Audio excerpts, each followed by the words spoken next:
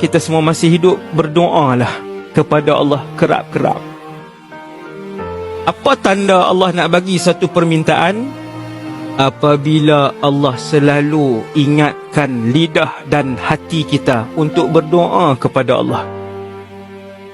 Siapa yang perasan hari-hari dia ulang satu doa tu setiap hari, bertahun-tahun dia ulang, ketahuilah, kata para ulama, Allah nak bagi permintaan itu.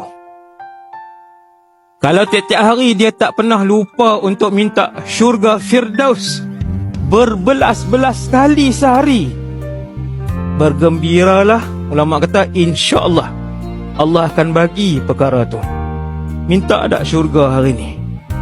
Daripada pagi kita bangun, siapa yang bangun je, Allah lintaskan di akal dia, ya Allah, bagilah syurga. Dia bangun nak urus anak, nak urus diri dia, nak setrika baju, nak pergi kerja, nak buat makan, nak macam-macam dia fikir. Tapi bila bangun, terus terlintas, tak gosok gigi lagi, tak masuk tandas lagi, Allah lintaskan di fikiran dia, di hati dia, untuk dia berdoa. Itu bagus. Itu tanda Allah nak bagi. Subhanallah.